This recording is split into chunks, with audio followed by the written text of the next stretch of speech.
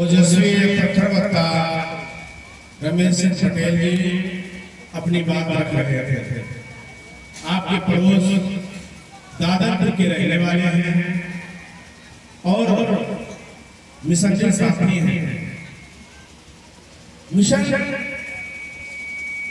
का मतलब है लक्ष्य, और लक्ष्य जब मनुष्य के जीवन में एक बार लग जाता है तो निरंतर वो लक्ष्य पर काम करता है। लक्ष्य पढ़ाई का है, लक्ष्य दवाई का है, लक्ष्य व्यापार का है, लक्ष्य शासन सत्ता का है, लक्ष्य विचारों का है।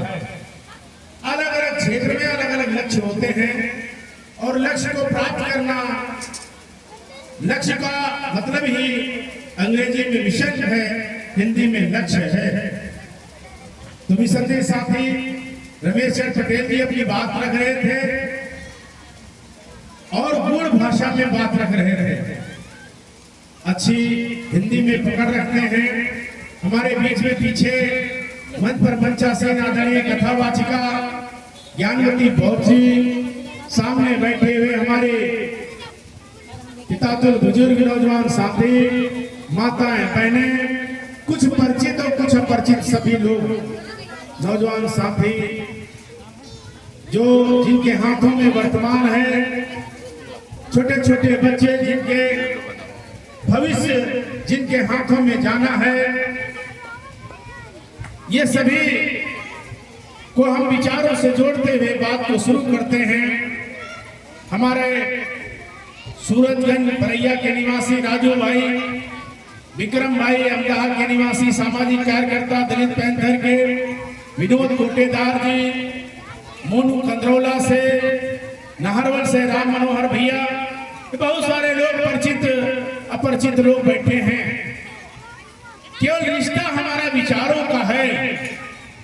इस तपती हुई धूप में आप बैठे हैं, 45 सेंटीग्रेड के आसपास दोपहर का तापमान था, इस समय भी 42-40 के आसपास तापमान चल रहा है।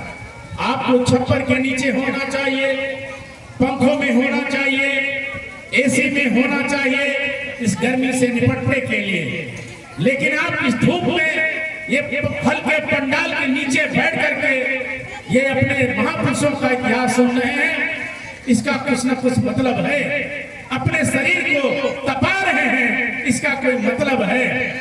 तपाने का मतलब ये होता है जब किसी भी पुराने लोहे को हम लोहार के यहाँ ले जाते हैं तो पहले लोहे को लोहार आग में डालता है कि नहीं डालता है। जब आपका हंसिया, खुरपा, बांका, कोई भी औजार जब उसकी धार खत्म हो जाती है तो उस औजार को कहाँ ले जाते हैं? लोहार के यहाँ।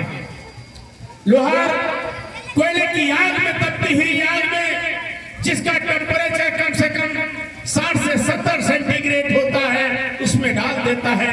लोहा भी गर्म होकर के लाल हो जाता है और लाल होने के बाद उस पर हथौड़ा चलता है, हथौड़े चलने के बाद रेती चलती है और उसमें धार निकलती है।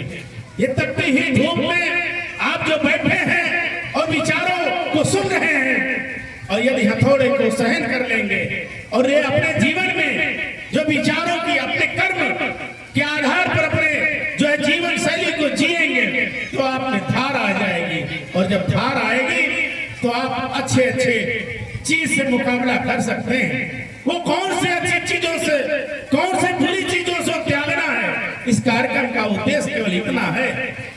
हम सब जानते हैं, यहाँ पर बैठे हुए हमारे बुजुर्ग साथी जानते हैं, जो हमारे दर्शक रहे हैं, वो अच्छी सी खेती